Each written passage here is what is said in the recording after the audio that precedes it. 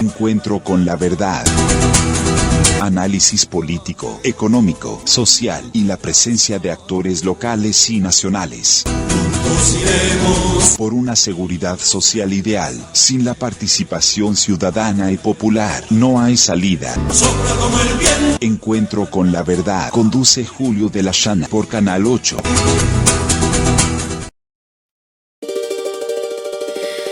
Si me permiten hablar, soy Domitila Barrios de Chungara, minera del campamento siglo XX. Desde el fondo de mi corazón les digo, nuestra lucha no ha terminado. Solo ha cambiado de rostro.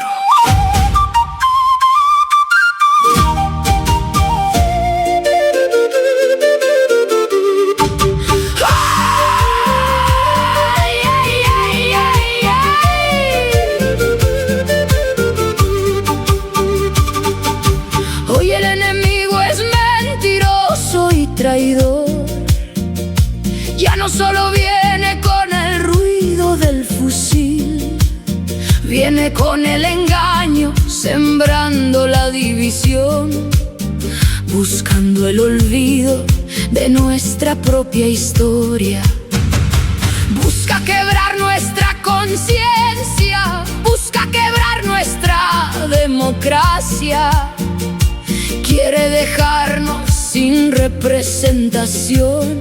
El traidor no quiere al trabajador, busca la división de nuestra nación. Los trabajadores son los guardianes de la dignidad, motor que protege la libertad.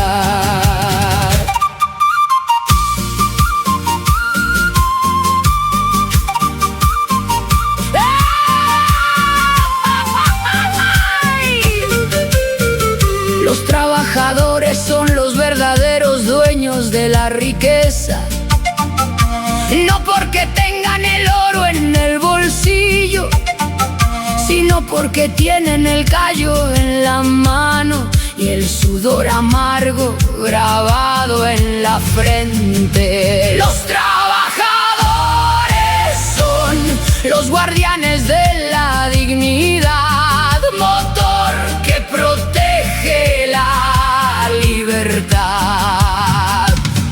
El que vende la patria quiere que el obrero viva sometido y el humilde empobrecido, que los trabajadores sean presos de un cruel destino.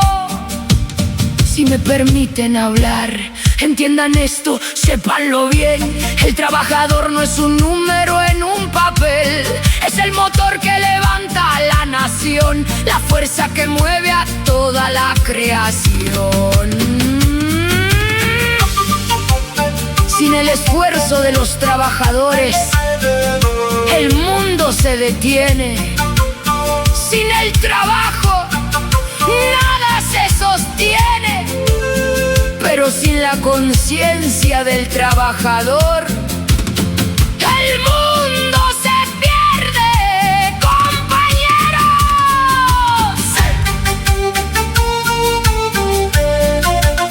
Si me permiten hablar, que el traidor se entere, al trabajador no se le miente, la patria no se vende, los trabajadores la defienden. El 1 de mayo no es feriado, es lucha, es resistencia.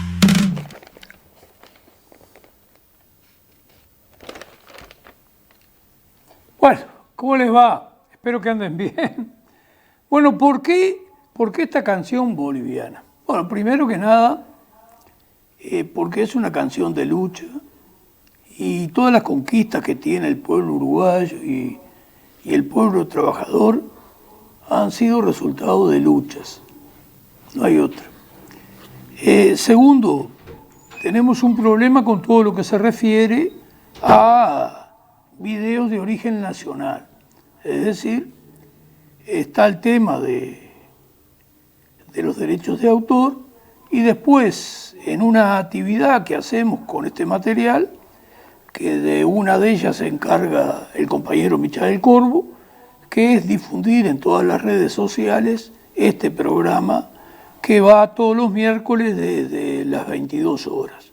Ahí se nos dificulta porque incluso se sufre censura y si pones alguna canción de contenido nacional, te lo borran a ese detalle. Entonces esta es una de las razones que usemos este tipo de cancionero que generalmente está en TikTok y con el cual no tenemos este inconveniente. Y bueno, por otro lado, esto tan importante de no dejar de remarcar, que es que los trabajadores construyen la patria y nos agrada mucho este cancionero que habla, además que la patria no se entrega, algo que vemos que acá no está tan firme este sentimiento en nuestra clase obrera. Pero esta es nuestra clase obrera y es la que nos interesa. El pueblo boliviano hoy está en plena lucha, está en la calle, con todos sus instrumentos de fuerza. Bueno, hoy nos proponemos abordar, si el tiempo nos da, 5 ejemplos que somos una fuerza política diferente y una de las cosas es que en un gobierno nuestro, por ejemplo, con respecto al interés del dinero en un banco estatal, sería muy distinto que el interés que actualmente se está cobrando. Incluso hoy están con el tema de atender el excesivo interés que se está cobrando. Es decir, nuevos camelos, nuevos versos, nuevos movimientos para quedar todo en la nada. O a lo sumo, beneficiarse poniendo un interés usurero, pero no tan abusivo que les permita que les dé más sangre el chancho. Es decir, el cliente que va a pedir préstamos abusivos que en última instancia siguen siendo usura. Pero si se llega a un 80, por ejemplo, el chancho da más sangre, se lo degüella más lentamente, no se va directo al corazón del chancho y por lo tanto vive un tiempo más esa persona que les da enormes ganancias a los bancos. Pero no solo a los bancos privados y extranjeros, sino también al Banco del Estado, que es una política que está hecha a propósito para que la banca privada extranjera pueda permanecer en el Uruguay. ¿Qué haríamos nosotros en un gobierno de la Unidad Popular? Cobraríamos lo estrictamente necesario para tener un margen de 20 a 40 millones de dólares para tener el Banco Estatal, Banco de la República Oriental del Uruguay, el dinero necesario para reponer todo lo que hay que reponer todos los años, corregir algunos desperfectos o rupturas de lo que es toda la infraestructura o algún material para el funcionamiento bancario que fuere necesario cambiar. Pero con eso de 20 a 40 millones da de sobra, e inclusive para construir nuevos locales del Banco Estatal. Ahora, ¿sabe usted qué ganancias tiene el Banco Estatal hoy? Hoy tiene una ganancia que supera los 700 millones de dólares. Ganancia que supera los 700 millones de dólares por año.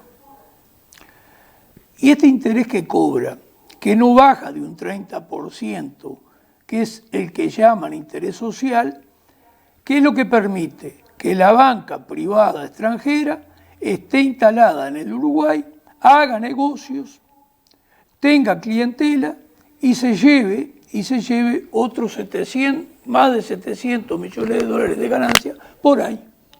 Estas son políticas que practica tanto la coalición multicolor como el Frente Amplio, que son socios en todas las políticas de entrega y de favorecer al gran capital.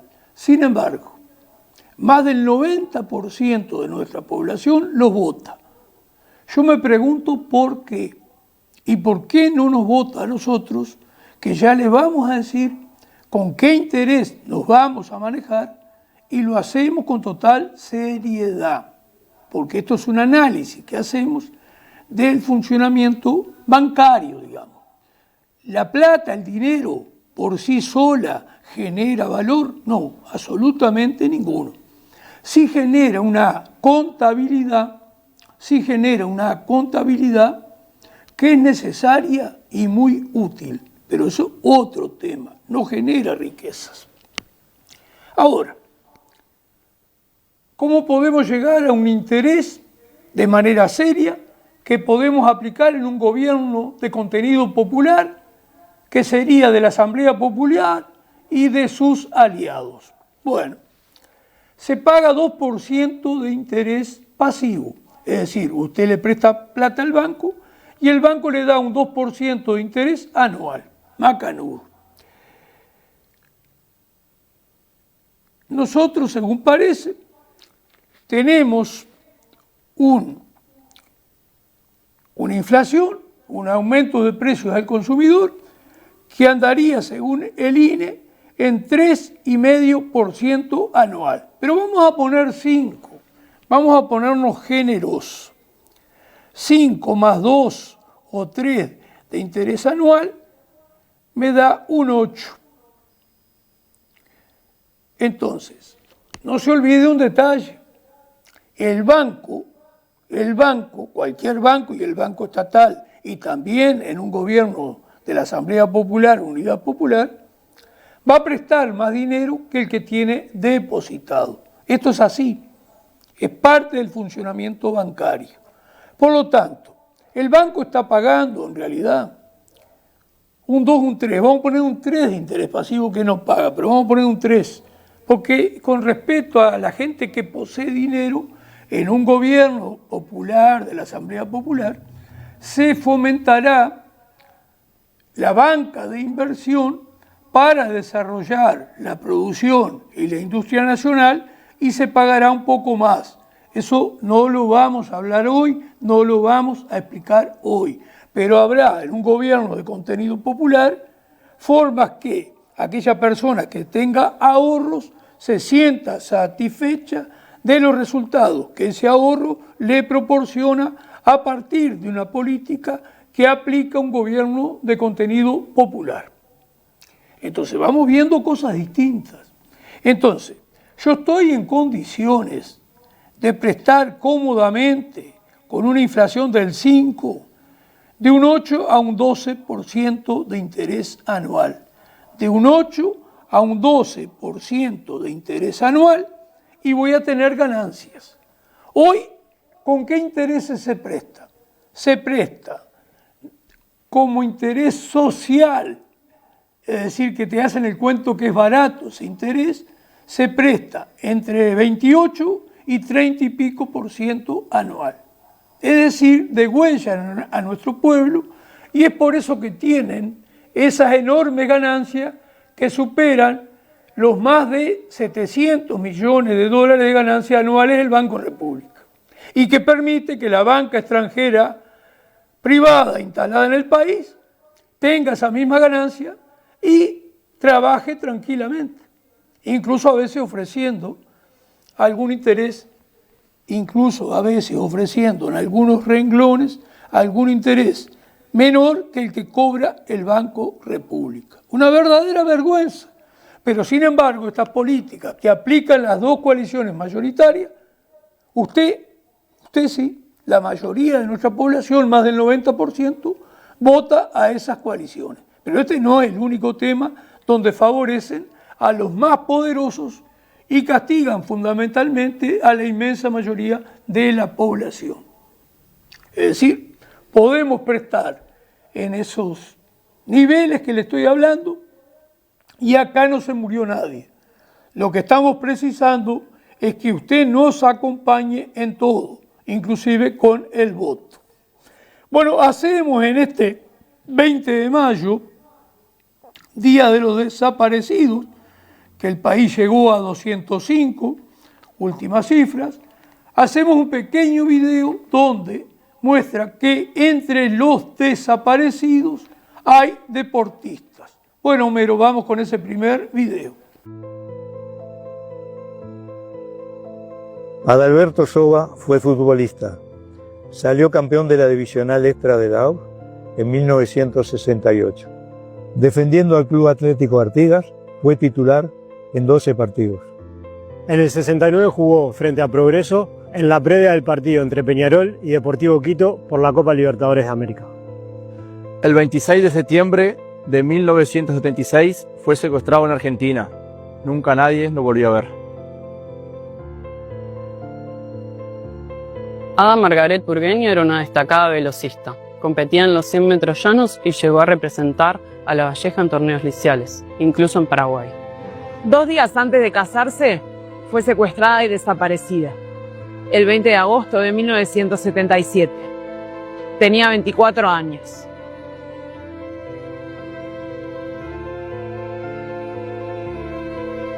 Antonio Mar Paita era hincha de Nacional y fue desaparecido por el Estado uruguayo en 1981.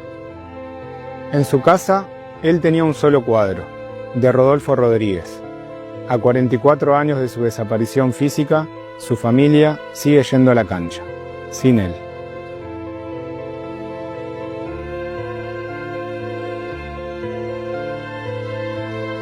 Alberto Mechoso fue desaparecido en Buenos Aires el 26 de septiembre de 1976.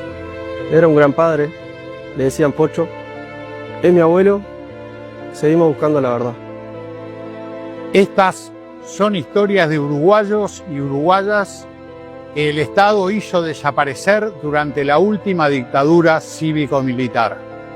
El Estado. Son historias que no quedaron en el pasado, que no vamos a soltar. Son personas a las que seguimos buscando. Son presentes. Que nos digan dónde están.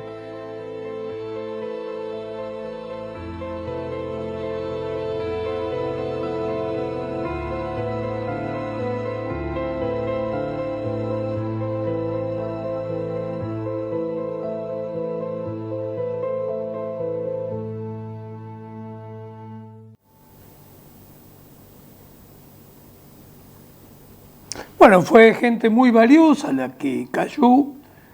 Después tenemos un segundo video en esta primera parte donde haremos otro comentario. Incluso queremos tener la palabra del abogado defensor Pablo Chargoña, que veremos de tenerla para el mes de junio, porque nos parece que es una de las personas que habla con más claridad especialmente sobre el papel de los represores, sobre el papel en conjunto de la dictadura gran empresarial, cívico-militar, con la participación de todas las Fuerzas Armadas e incluso de sectores de inteligencia del Ministerio del Interior, la policía. Es un hombre que aborda correctamente la deformación que existe al interior de estas instituciones, especialmente de las Fuerzas Armadas, con un criterio militar, asesino, que lo traslada a lo que es a su propia población.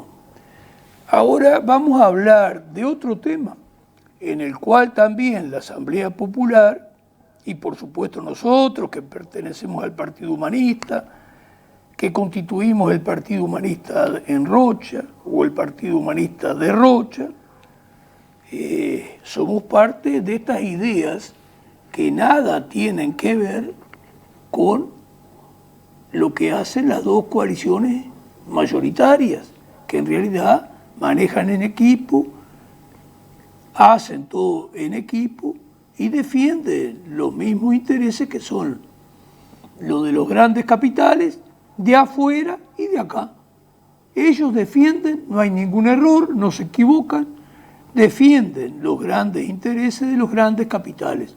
Otro tema es que le hagan el cuento a usted de que hacen lo que pueden, que no pueden hacer más, que están preocupadísimos por la situación que vive toda la población uruguaya, pero tienen dificultades. Uno de los cuentos, que hoy no lo vamos a tratar, que arregla todo, es que si no hay dinero, claro, no te puedo dar soluciones, pero no es porque yo sea malo o hijo de la madre, no, es que no hay plata, te hacen creer, pero eso hoy no lo tratamos.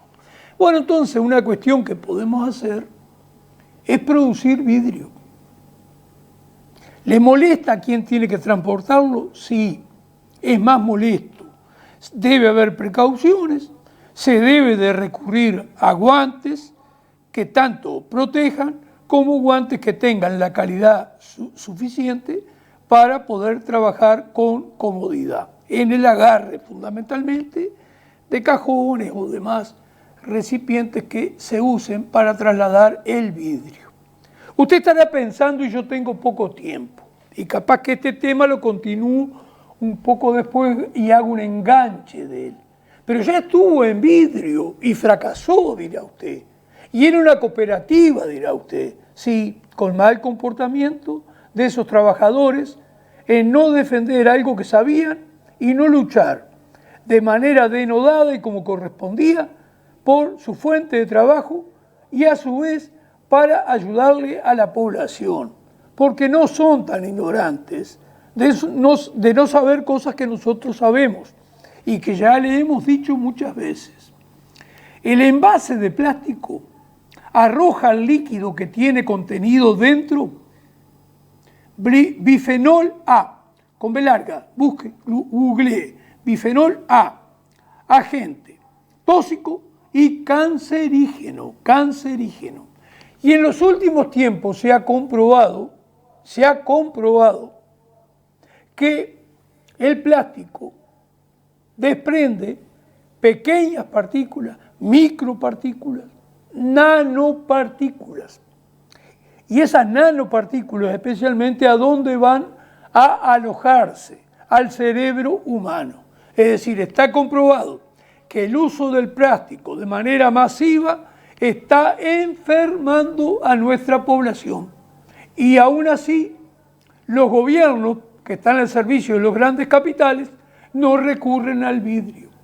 No recurren al vidrio porque al capital industrial y a todo el marketing de venta le sirve la botellita plástica. ¿Por qué? Porque le sale vintenes. Y pueden producir 150, 200 centímetros cúbicos y usted en pleno verano, propaganda mediante, anda tomando esas botellitas con las cuales hacen enormes ganancias. Porque, por supuesto, el líquido se lo cobran 2 o 3 veces más. Ni hablar de toda la porquería azucarada que está consumiendo, que es contraproducente para la salud. Pero eso le sirve a otros negociantes, a otros que también precisan hacer plata, entre otros quienes atienden personas que tienen la salud mal deteriorada. Entonces estamos en esta, nos va a quedar algo más para hablarle de esto relacionado con el vidrio, porque se producían acá 24 millones de envases. Como en un gobierno de la Asamblea Popular, esto va a ser obligatorio para todo tipo de envase. Vamos a superar el 1.000.000 de envases por año. No es lo mismo producir 24 millones que producir, que es lo que vamos a producir, 100 millones y más de envases por año. Con 100 millones o más de envases por año, creo haberme equivocado ahí al hablar una cifra, Al producir 4 veces más como mínimo, ya entramos a que el costo del horno, que es caro, que gasta mucha electricidad, se amortigüe cómodamente. Esto que estamos planteando, ¿es un cuento que le hacemos? No es un cuento que le hacemos, porque estamos contra el envase del vidrio por las razones que le hemos expuesto. Fundamentalmente, entre otras cosas, proteger la salud de los uruguayos. Por lo tanto, las dos coaliciones, la multicolor y la del Frente Amplio, ¿qué hacen?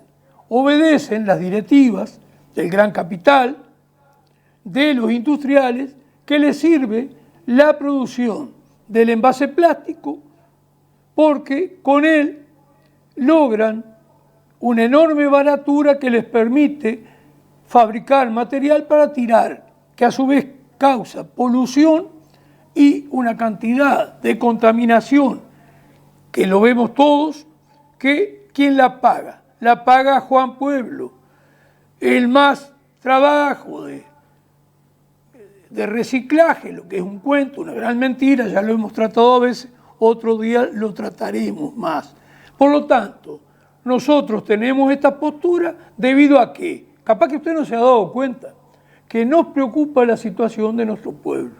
Y si un envase causa enfermedades, para nosotros ese envase no puede existir.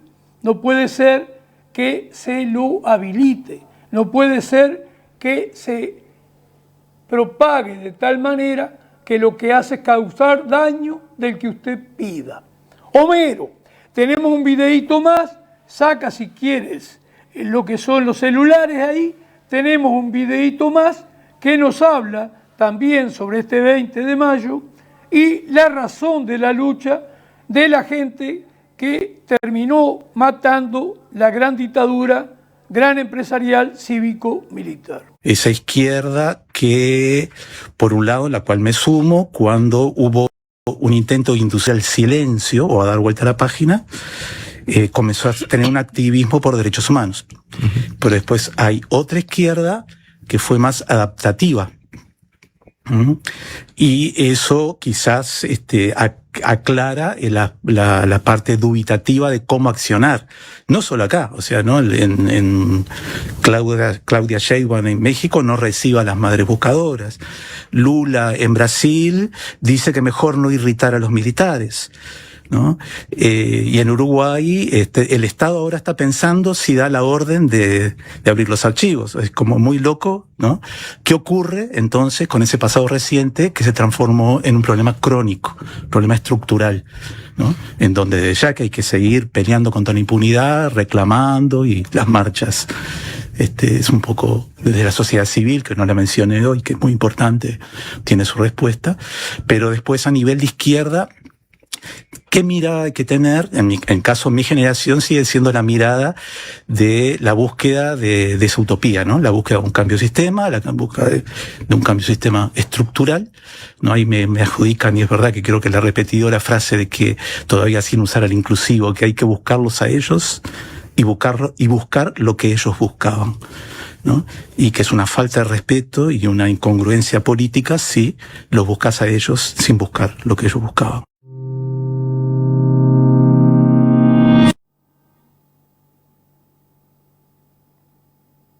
Bueno, nos gusta mucho esto que afirma este hombre porque es una gran verdad.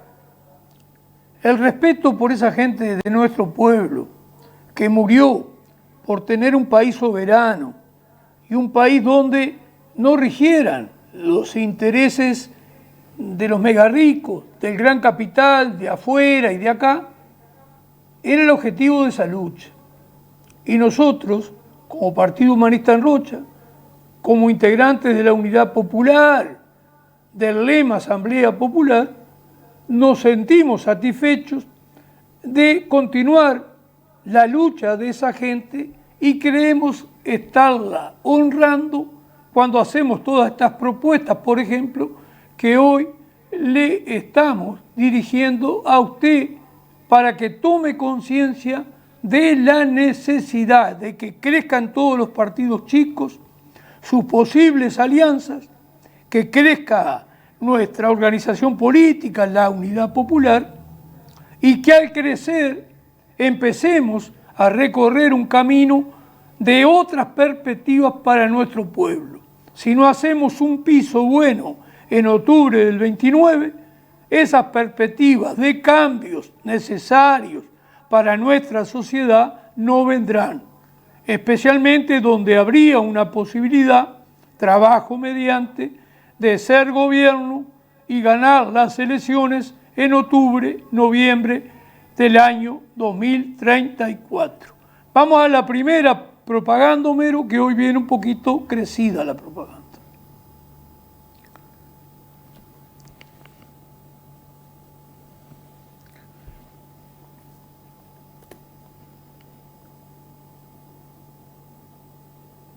Después hay una foto y eso, Homero, está bien. El alquiler son 8.000 pesos por mes y se alquila por todo el año. La casa está ubicada en el balneario La Aguada. Está en la misma vereda, en la misma acera, en la misma calle que está el local del Zulma, que está a 30 metros de lo que son las 5 esquinas. 40 metros más adelante, donde dice Cone, con un tejido de malla negro, al fondo de esa casa que dice Cone, está esta casa, con 2 dormitorios, comedor cocina, un estar, churrasquera y estufa. Y se alquila a 8.000 pesos por mes, contrato de 2 años. Hay que tener una garantía de 4 meses de alquiler a depositar en banco hipotecario y un contrato pagado a medias, que equivale a unos 2.000 pesos por persona. Ahí tiene la churrasquera, es una casa que está ubicada en un buen lugar y bueno, estas son esta oferta que nos interesa sobremanera llegar a tener un interesado en alquilarla. Se muestra cuando estaba ocupada, digamos amueblada por quienes estaban, y se muestra sin muebles. Homero, después de esta propaganda, iríamos directamente a la intervención por 6 minutos con 10 segundos del dirigente de AUTE, de la Asociación de Obreros de UTE, Johnny Saldivia, que iríamos desde el minuto 6 hasta el 6:10 segundos. 6 minutos, 10 segundos.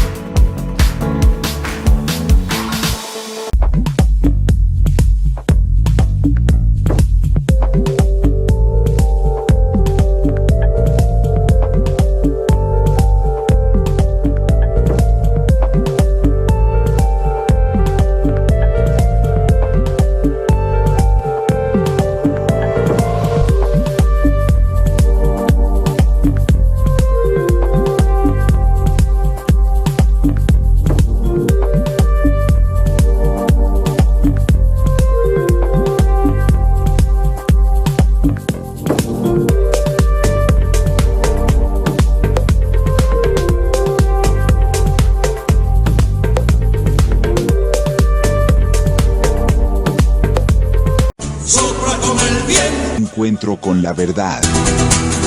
Análisis político, económico, social y la presencia de actores locales y nacionales. Juntos iremos por una seguridad social ideal. Sin la participación ciudadana y popular, no hay salida.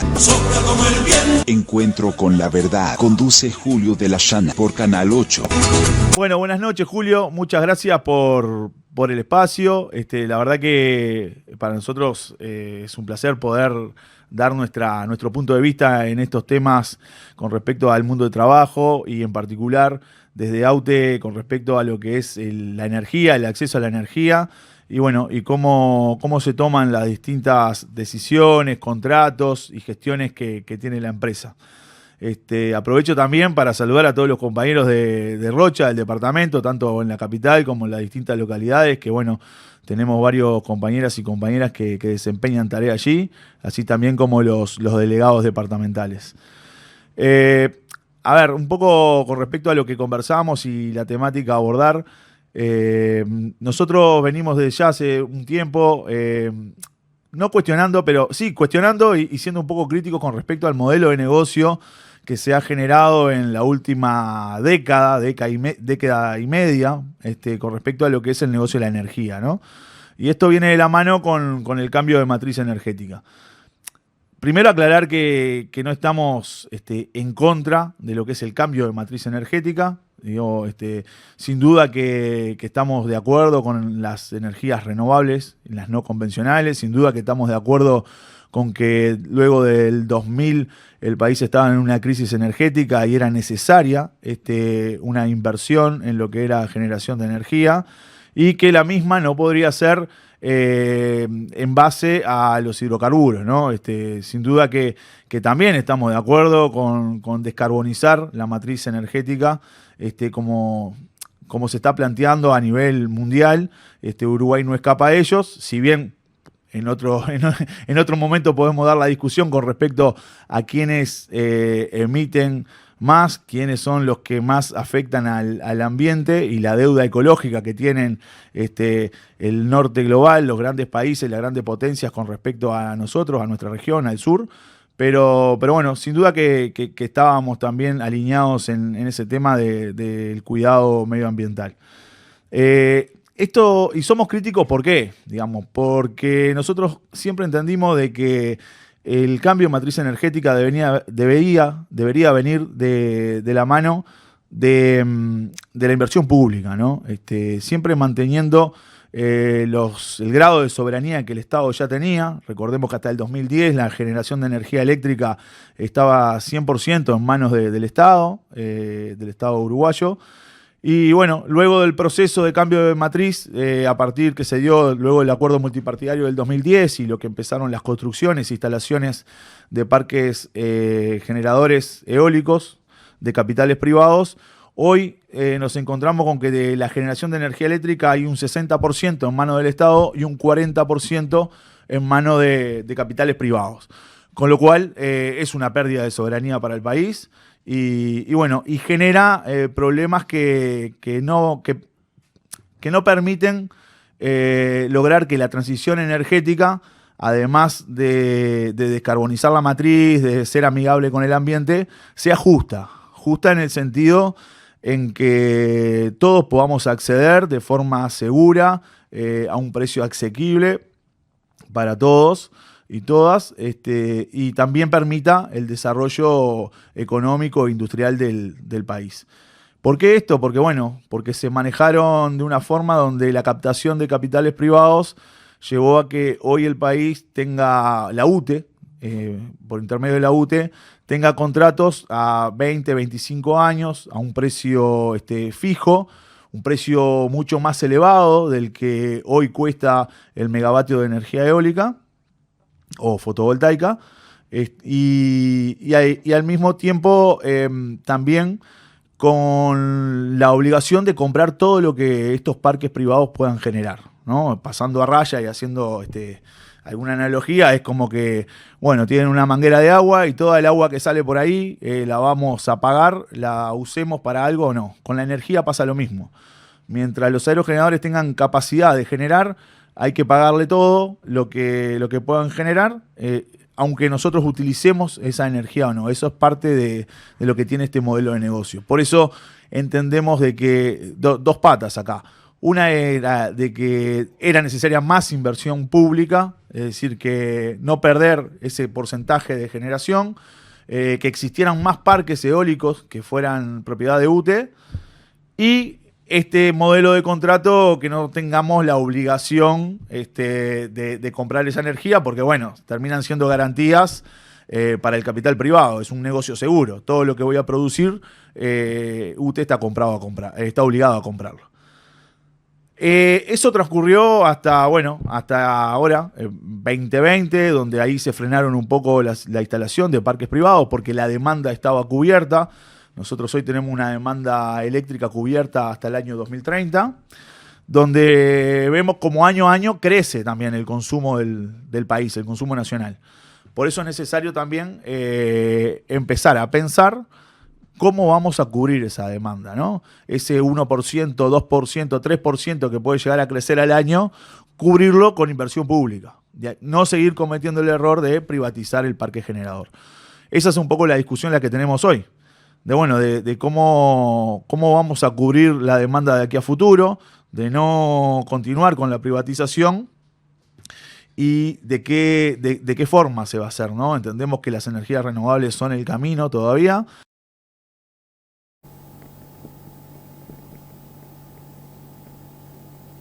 Bueno, ¿quién les ha hablado en estos minutos, que ahora después vamos a poner algunos minutos más hasta el final de este video que nos mandó? Se llama Johnny Saldivia. Johnny Saldivia. Y es el presidente actualmente del gremio de UTE. AUTE, que es el gremio de UTE.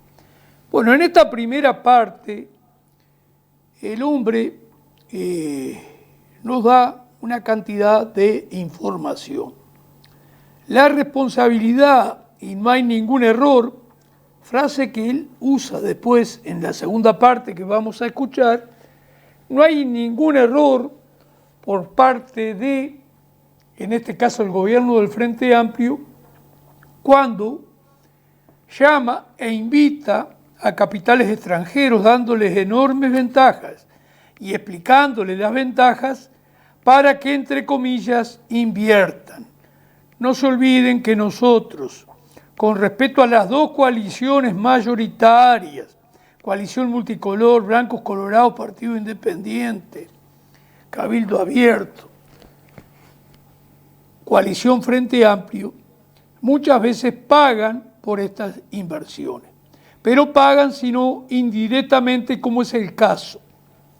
El megavatio de energía eléctrica, también la producida a partir del viento de los molinos eólicos, andaba en un entorno hace un tiempo de unos $30 por megavatio.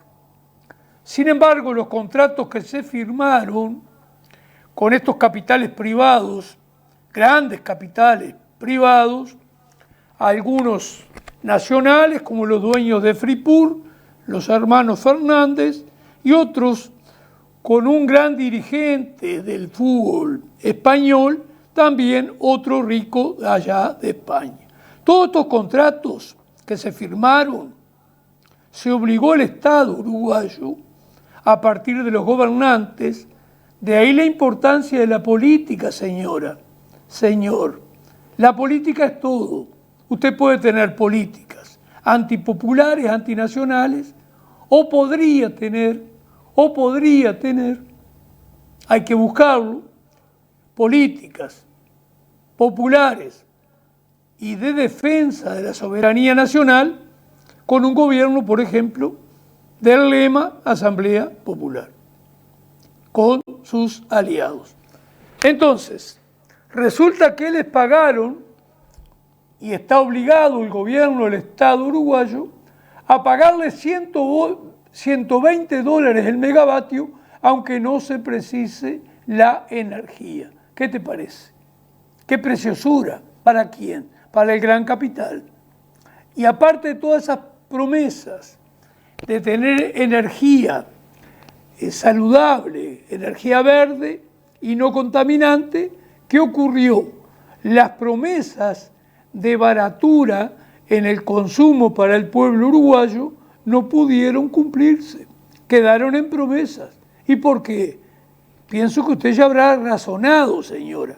Si en lugar de pagar $30 el megavatio, entraron a pagar $120 el megavatio, la rebaja para el pueblo uruguayo no existió. Existió la ganancia para los grandes capitales. Por eso le decimos, señora, la política es todo. Usted tiene políticas que benefician al gran capital y podría tener políticas que beneficiaran al interés general, al conjunto del pueblo uruguayo. Pero usted por ahora, las vacunas surten efecto y usted por ahora parece que no nos quiere votar. Usted sabe qué le pasa, qué cuestión la lleva a no estar dispuestos a votarnos, más allá que hay un sector del pueblo, que esperemos no sea mayoritario, que cree que las elecciones son unas pencas, que son una quiniela, y vota de manera enfermiza a quien puede ganar, aunque se joda eternamente. Es decir, hay un porcentaje de nuestro pueblo que esperemos que decrezca, que vota a ganador. Allí lo que plantea este dirigente del gremio de AUTE es que todos esos molinos los podía haber hecho el Estado uruguayo. Los podía haber hecho la empresa pública UTE.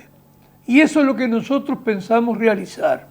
No me voy a extender mucho, porque tengo otra parte para escuchar de este hombre y que capaz que en el mes de junio o julio, ¿qué ocurre? Tengamos una entrevista directa con él, que las preguntas ayudan a que haya mejores respuestas, más allá que lo que aporta es interesante e importante. Entonces, es clarísimo que tenemos que ir preparando no solo la clase obrera, sino los técnicos, el software, lo científico. ¿Para qué? Y para tener un verdadero plan de desarrollo nacional y volver a tener industrias donde estos sectores estaban juntos. Hubo mucha industria como FUNSA, por ejemplo, que no solo estaba con el gremio en FUNSA, el trabajador, sino que el equipo técnico, gerencial y de supervisión era parte del gremio. Y a eso hay que volver. Es fácil, no hay nada en la vida, señora. Todo es sacrificio, todo es esfuerzo, todo es alegría de construir algo nuevo, porque también eso. No nos vamos a poner a llorar si tenemos que laburar, si tenemos que hacer esfuerzo. Al revés, tenemos que disfrutar de ese laburar y de ese esfuerzo, porque el objetivo que vamos a conseguir es beneficioso para todos.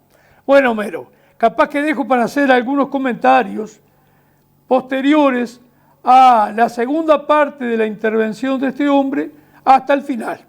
Y bueno, sí saludamos algunas inversiones que empezó a hacer UTE, algunas señales con respecto a lo que son los parques fotovoltaicos, la ampliación del parque fotovoltaico de Punta del Tigre, la instalación de un parque fotovoltaico en Melo, y la última noticia que fue pública de una instalación de un parque fotovoltaico que iba a estar instalado en principio en Baigorria, pero bueno, en esa diferencia que hubo con el intendente de Durazno, parece que se va a Río Negro. Ese es un poco el estado actual y la preocupación con respecto a la demanda. Ahora bien, también es de público conocimiento y está en agenda los famosos proyectos de hidrógeno verde. Un proceso donde, bueno, en función de las energías renovables y la utilización del agua, se genera un vector energético, que es el hidrógeno, que luego se puede transformar en combustible sintético, ¿no? Parte de eso, hoy tenemos dos proyectos grandes. Uno en el proyecto Tambor, ahí en el pueblo de Tambores, en Tacuarembó, y el proyecto GIF, que está en Paysandú, en la costa del río Uruguay, frente a lo que sería la ciudad de Colón, del lado argentino. Es un tema que tiene muchas aristas para poder discutir, abordar la problemática. Nosotros, además de, discutir las exoneraciones fiscales que tienen este tipo de proyecto, que es importante que la población lo sepa, de esos 4.000, 5.000 millones de dólares de inversión, ¿cuánto se van a exonerar? ¿A cuánto el Estado va a renunciar de recaudar para eso? Digamos que esos fondos a los cuales el Estado renuncia, también renuncia a fondos para presupuesto para políticas públicas, ¿no? Eso está clarísimo. Y en particular con respecto a UTE, el contrato de la energía. Sin duda que este proyecto tiene una demanda muy alta de energía, lo cual lleva a que en principio se instale la planta y UTE sea quien le venda la energía a este proyecto. Este es público y ha aparecido en varios medios de prensa. El costo de la energía que pretende pagar esta empresa GIF, una empresa de capitales extranjeros que se viene a instalar, le está poniendo precio al costo de la energía. La propuesta que ha salido en varios medios es que quieren pagar $40 el megavatio de energía eléctrica, algo que UTE le paga a un privado 80. Entonces, resumiendo, en una cuenta muy, muy simple, es decir, lo que nosotros compramos a 80 se lo vamos a vender a $40 a GIF. Esto es si ese contrato se termina firmando. Por eso es que desde AUTE nos estamos posicionando en contra de ese contrato en particular. No podemos generar una pérdida como esa. En los primeros números o cálculos que se hicieron ronda una pérdida de entre 70 y 80 millones de dólares anuales este contrato. 70 a 80 millones de dólares anuales que UTE va a dejar de ganar, que UTE va a dejar de volcar a rentas generales, que después se terminan en políticas públicas, como decíamos, educación, salud, vivienda, enseñanza, en las distintas políticas que el Estado lleva adelante. Y también la dicotomía de un problema que tenemos en todo el país, ¿no? Nosotros venimos denunciando los cortes de energía, el recorte de presupuesto para el mantenimiento de las redes, lo cual afecta bastante el servicio a toda la población, y la falta de personal para la operación y el mantenimiento de las redes. Entonces, ahí se vuelve contradictorio el discurso cuando, por un lado, nos dicen que no se pueden tomar más funcionarios para cubrir las vacantes que existen hoy, porque eso le genera un costo, le eleva el costo de funcionamiento a la empresa y genera pérdidas, pero al mismo tiempo la empresa UTE va a estar firmando un contrato con GIF que va a ser deficitario y va a perder decenas de millones de dólares. Entonces, no le encontramos explicación a esos dos discursos que se contraponen. Y estamos en esa campaña de difusión, por eso es que agradecemos totalmente este espacio y estamos a la orden para poder seguir conversando sobre el tema, pero queremos también que llegue a toda la población esta información, está claro que si mañana el Estado uruguayo firma este contrato con la empresa GIF, ya tiene un memorándum de entendimiento firmado. Cuando se termine de laudar ese contrato, lo que hay que explicar previamente a la población es cuántos millones de dólares van a tener en exoneraciones fiscales esta empresa y también dejarle claro a la población que UTE va a firmar un contrato deficitario, ¿no? Que vamos a vender por debajo del costo la energía, con lo cual entiendo que los grandes consumidores después van a venir en cascada a pedirle a UTE que le baje el precio o a querer marcar el precio de la energía. Y también después, reflejado en los números y la eficiencia de la empresa, nos preocupa mucho la crítica a que la empresa es deficitaria, a que no cumple con los indicadores, a que habría que privatizarla para que funcione mejor, ese relato que se instala con respecto a las empresas públicas. Y la verdad es que al final de cuentas, pasando raya de toda esta gestión, quienes terminan pagando el costo de esto son los usuarios de la energía, en primera instancia, porque se afecta la calidad del servicio y aumentan los costos, y los trabajadores y trabajadoras de la empresa pública, que vemos como cada vez perdemos más derechos y la empresa se continúa privatizando o tercerizando como se está haciendo.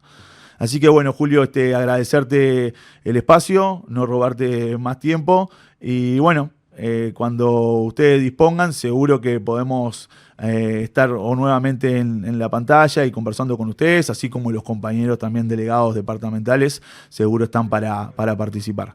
Desde ya, muchas gracias y un saludo grande a toda la audiencia. Continúa privatizando o tercerizando como se está haciendo. Así que bueno, Julio, agradecerte el espacio, no robarte más tiempo.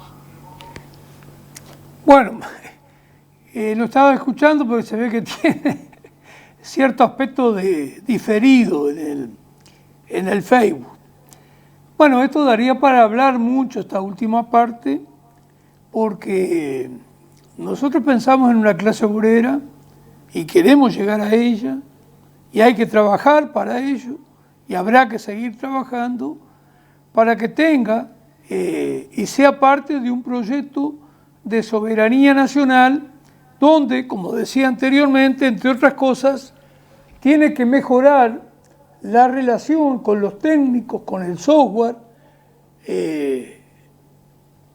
con la parte científica, con la UDELAR, las universidades privadas, todo esto que ha ido apareciendo en los últimos tiempos, que es un engranaje para que todo esté alrededor del capital, del gran capital, tanto de adentro como los mega ricos de afuera.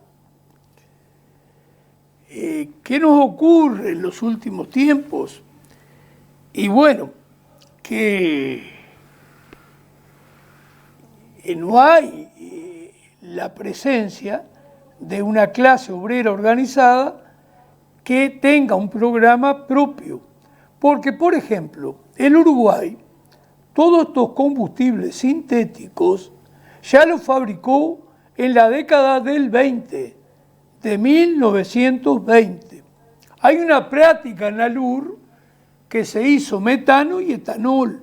Es decir, nosotros no tendríamos necesidad alguna de estar recibiendo a esta gente, no andar discutiendo el precio que le vamos a vender la energía, sino tener un proyecto propio de país y no traer a estos zánganos para que nos jodan. Ahora después, no le podés estar diciendo que pague $80 el megavatio, donde tú sabes que el megavatio en realidad capaz que vale 30. Entonces, el tema no está ahí. Está bien. ¿Qué capital te va a venir a pagar 80? Te cobra 80, que es lo que pasa.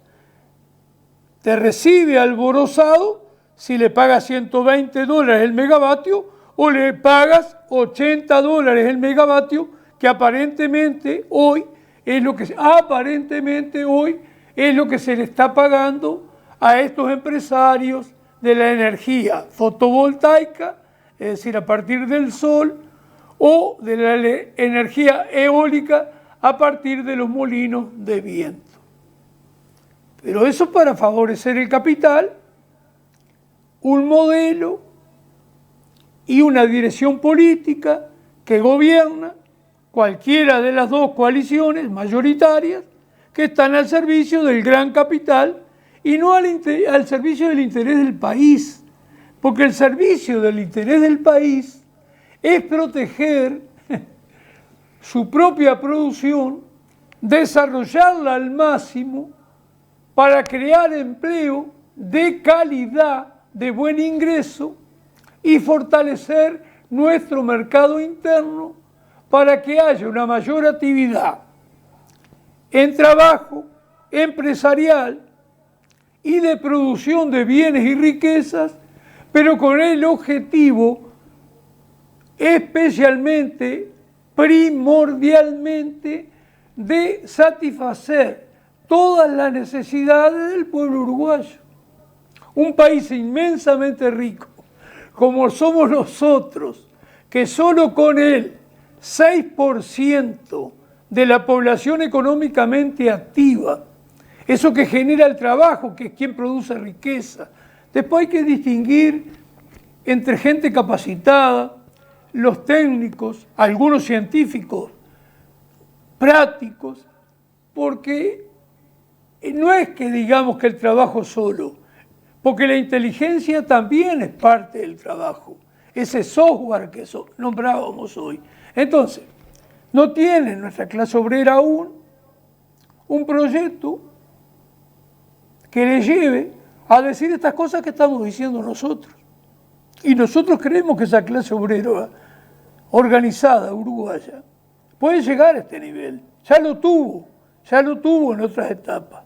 De ahí este tema que también hemos tratado en el programa de hoy, el papel que cumplió la dictadura gran empresarial cívico-militar, porque estuvo al servicio de los grandes capitales que les era imposible ya sostenerse como ellos querían, con grandes ganancias, porque existía una clase obrera organizada que le exigía, que no aceptaba la rebaja salarial y que al no transformar el país para esa clase capitalista, ese gran capital, era ya inviable en condiciones democráticas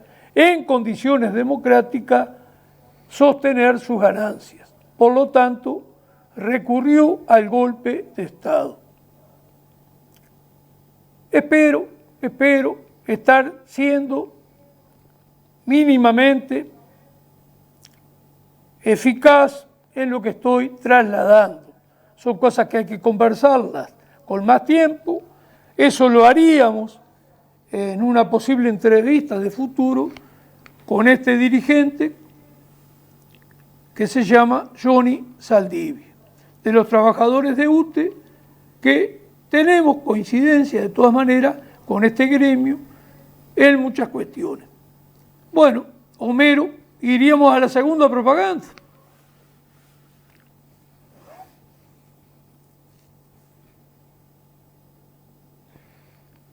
Bueno, reitero, esta casa se alquila a 8.000 pesos por mes, está ubicada en las 5 esquinas de la Aguada, por la misma acera, por la misma vereda, por la misma calle que está el local del Zulma, que está a 30 metros de la esquina, de las 5 esquinas de la Aguada, y por esa misma vereda avance 40 metros más 50, y va a haber una malla sombra que dice Cone. Al fondo de esa casa del Cone, Adán Arrigoni, está esta casa. Se alquila a 8.000 pesos por mes, contrato por 2 años, y ahí usted ve más o menos las comodidades que tiene. 2 dormitorios, un estar que puede servir de dormitorio para niños chicos, un comedor, cocina, un baño, churrasquera y estufa. Hay comercio cerca, está bien ubicada. Bueno, 4 meses la garantía que pedimos a depositar en el Banco Hipotecario del Uruguay. Ahí está la casa amueblada, previo a irse la gente que estuvo alquilando. Y ahí están los teléfonos, que es lo más importante, y para verla esos 2 teléfonos ahí abajo, 093 407 716, 098 016 433, 443. Ahí los pone Homero, que ha hecho todo este trabajo también, muy prolijo.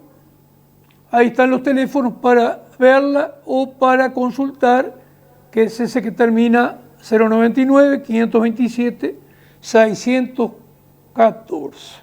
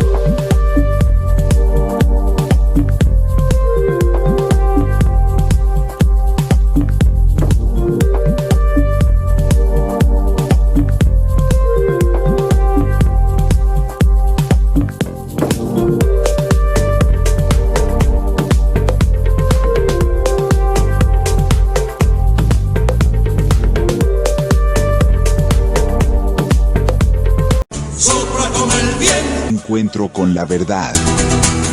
Análisis político, económico, social y la presencia de actores locales y nacionales. Por una seguridad social ideal, sin la participación ciudadana y popular, no hay salida. Encuentro con la verdad. Conduce Julio de la Llana por Canal 8.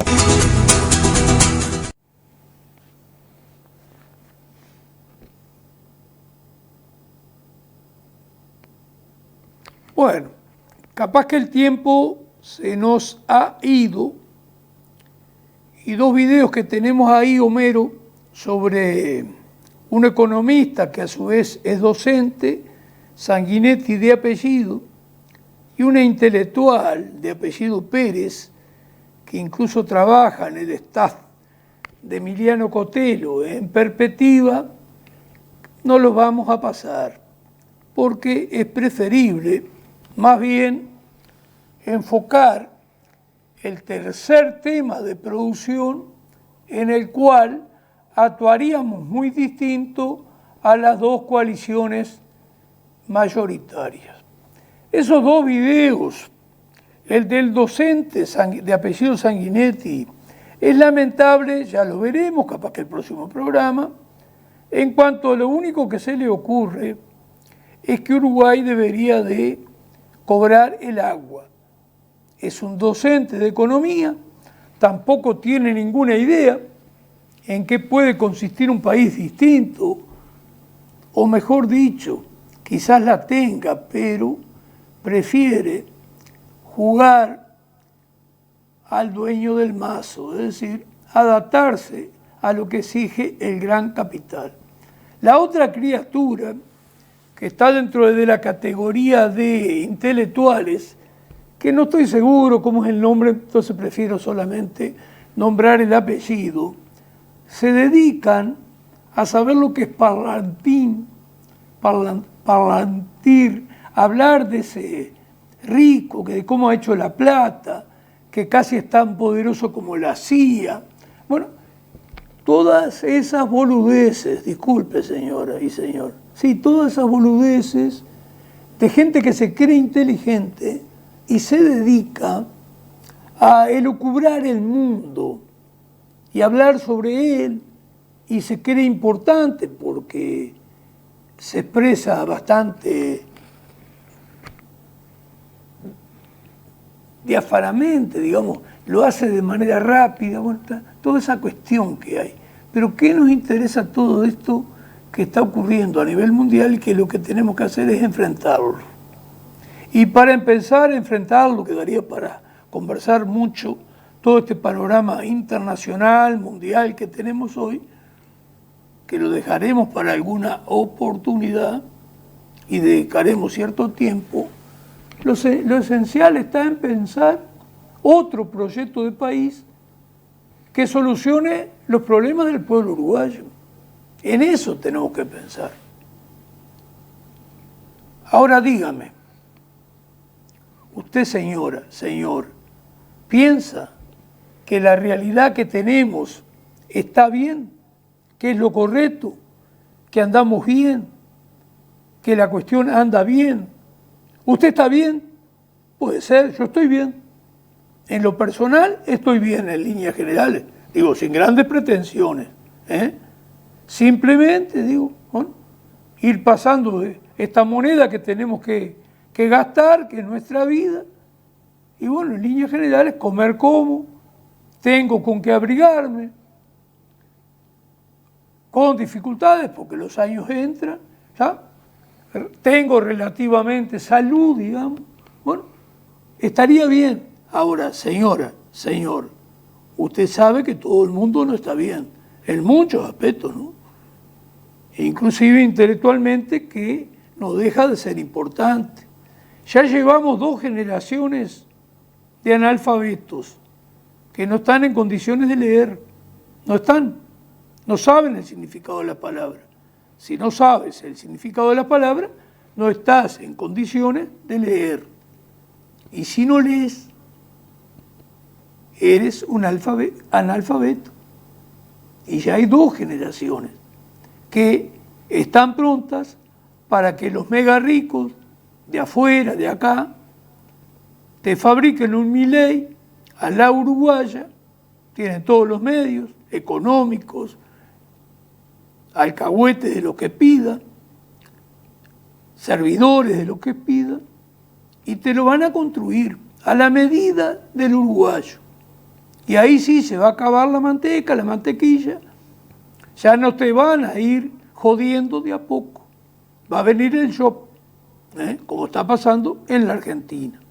Sabe que en la Argentina, señor, están regalando los minerales, ya lo hacían, pero ya es abusivo el avance que hay. Si tendrán riqueza nuestros países, si habrán construido una industria en otra etapa, que aunque hace décadas que nos vienen saboteando y destrozando todo lo que es producción nacional, aún les quedan muchísimas cosas por destruir. Si tendremos potencialidad estos países, recién lo decía, con un 6% de la población económicamente activa, le damos comida como mínimo a 30 millones de seres humanos. Y nos queda un 94% de la población económicamente activa para plantearnos producir el máximo que podamos producir en beneficio de nosotros. Primer beneficio, la creación de riquezas. Segundo beneficio, la creación de empleo nacional. Es decir, darle empleo a nuestra gente. ¿Para qué? Para tener riquezas, producir riquezas, para distribuir y satisfacer todas las necesidades de los habitantes, ciudadanos de la República Oriental del Uruguay. Ese debe ser el objetivo. De eso hace décadas que nada tenemos. El objetivo es servirle al gran capital extranjero y local. Todo va encaminado a que sea este sector del gran capital que se lleve todos los beneficios, incluso no pagando impuestos, ¿Qué te parece? Esta es la sociedad que hemos construido. Que nos han construido, y muchos ni siquiera se dan cuenta de que puede haber otro tipo de sociedad. Somos conscientes del enorme trabajo que nos da que tengamos comprensión por parte de nuestra ciudadanía. Sí, somos conscientes. Y por eso te decía, le han agregado a esta realidad 2 generaciones de analfabetos. 2 generaciones de analfabetos muy especiales. ¿En qué sentido, dice usted, señor? En el sentido de que estos analfabetos viven todo el día con el tiki-tac. Todo el día están con el celular, la computadora, es decir, están en una vida artificial. Una vida que algunos creen que es neutra, que es ascética, que no tiene contenido de clase, que no tiene una orientación que lleva todo eso que te dan para que en tu cabecita no haya nada útil en tu cabecita. No haya nada útil para servirle a un proyecto de soberanía nacional y de la pública felicidad. Es decir, para resolver los problemas que el pueblo uruguayo tiene y tenerlo eso como un objetivo central. Bueno, vamos a ir a tratar algo, que sería el 4º punto, porque el tercero era plantaciones orgánicas y demás, en lo cual nos distinguimos enormemente. Digamos, somos todo lo contrario a lo que hacen las 2 coaliciones.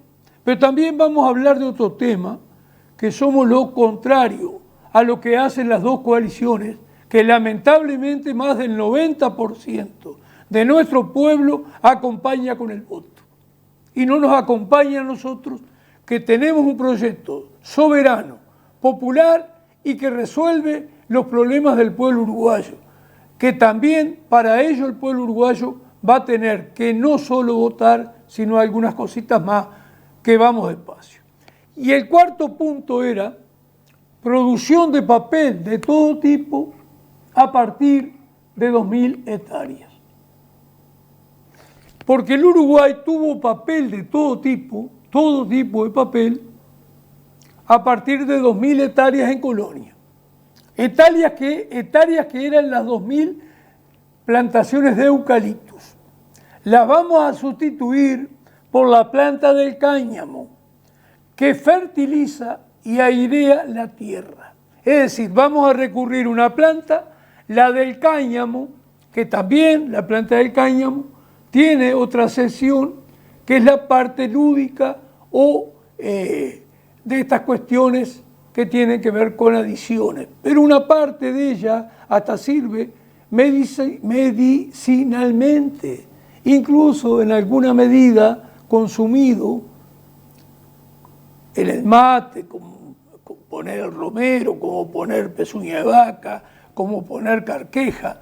Se puede poner unas cuestiones de la marihuana y tomar el mate, y usted no es un adicto. Usted simplemente recurre a un energético, como puede ser el café, como lo es el mate. Porque estas cosas hay que diferenciarlas. Ya el adicto es otra cosa, está comiendo porquería, le están dando a consumir porquerías. Y los que consumen lo de calidad también es una droga que en alguna medida a la larga interfiere en la salud. Pero lo que le están dando al pueblo uruguayo, pasta base, algunas otras mierdas, son venenos, son venenos. Entonces este no era el tema. Tener papel de todo tipo a partir de 2.000 hectáreas. ¿Sabes cuántas hectáreas tenemos sembradas hoy de eucaliptus? De las casi 17 millones de hectáreas que tiene Uruguay, casi 1.400.000. ¿Y usted sabe, señora, cuánta agua nos lleva ese 1.400.000 hectáreas? 700 veces más de las necesarias para tener papel. Pero no le estoy hablando de algo que se hizo en el aire. Ese papel a partir de 2.000 hectáreas lo tuvimos por décadas y tuvimos 4 empresas que procesaban el papel, la pasta de celulosa que se producía en el país a partir de 2.000 hectáreas. Y esas 700 veces más nos está llevando la mitad del agua que en este país, que lo que sobra es agua, de la mitad del agua que repone el Uruguay todos los años. La mitad. Y usted sabe, industria, ganadería, agricultura, arroz, consumo humano, bueno, lo que usted piense. Todas las actividades del Uruguay se llevaban el 10% del agua que se reponía año a año. El 10%. Y esta joda de los eucaliptus, el proyecto celulósico forestal, que apoya las 2 coaliciones mayoritarias, que viene desde la etapa de Sanguinetti y ha continuado y ha seguido, y piensan seguirlo, usted lo vota. Y la mitad del agua ya se nos va, y si duplican y piensan llegar a 4 millones de hectáreas sembradas de eucalipto, y si duplican esta producción, vamos a empezar a desertificarnos. Y nosotros solo con 2.000 hectáreas entramos a tener papel de todo tipo y plantamos la planta del cáñamo, que es enormemente beneficiosa incluso para la tierra. ¿Tenemos más para hablar sobre este tema? Sí, pero lo vamos a dejar, porque vamos a pasar el video, que es corto, Homero, de Ibrahim Traoré de Burkina Faso, algo que debe de saber el pueblo uruguayo. En Burkina Faso algo no cuadraba. Los mercados estaban llenos de arroz extranjero mientras los propios agricultores no podían vender ni un saco. La ruina parecía inevitable hasta que llegó Ibrahim Traoré. Nadie sabía qué haría, pero su primera decisión sorprendió a todos: cerrar la puerta al arroz importado. El riesgo era enorme. Y si faltaba comida, sin embargo, Traoré apostó por su gente. El Estado comenzó a comprar directamente a los campesinos, aseguró precios justos y entregó semillas y herramientas. Pasaron solo unos meses y ocurrió lo inesperado. Las cosechas crecieron, los ingresos subieron y los mercados cambiaron. Entonces quedó claro el mensaje de Traoré: un país que no controla su comida nunca controla su destino.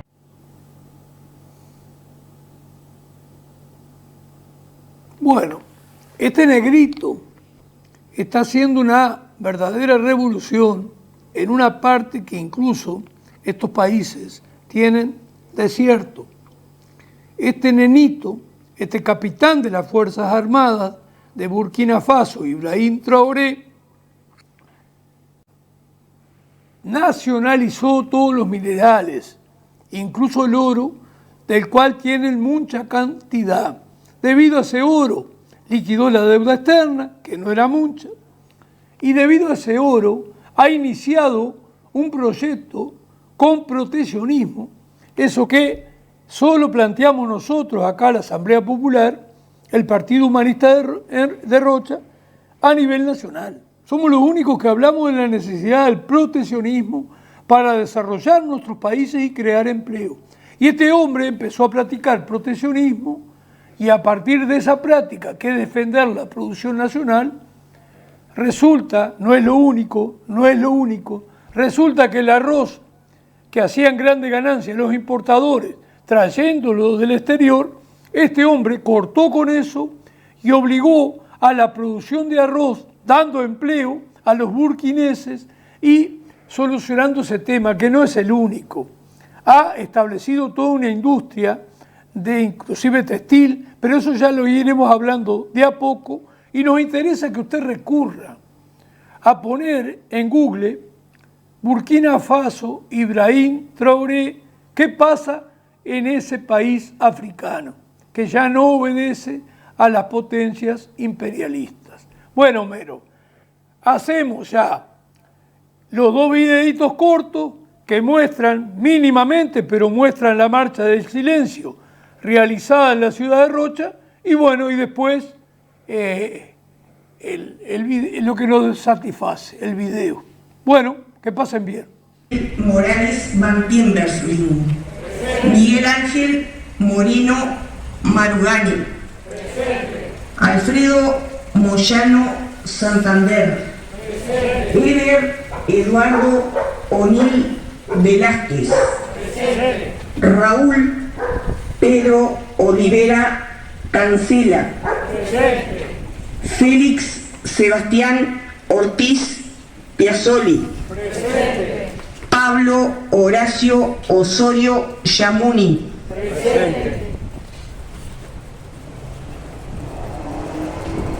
Adrúbal Pacielo Martínez, Enrique Julio Pagardoy Saquieres, Antonio Omar Paita Cardoso, Jorge Pedreira Brum, José Luis. ¿Cuántos dejarían de ser esclavos por el precio de una bomba al mar? Todo está clavado en la memoria, destinada de la vida y de la historia. Sopla con el viento. Encuentro con la verdad. Análisis político, económico, social y la presencia de actores locales y nacionales.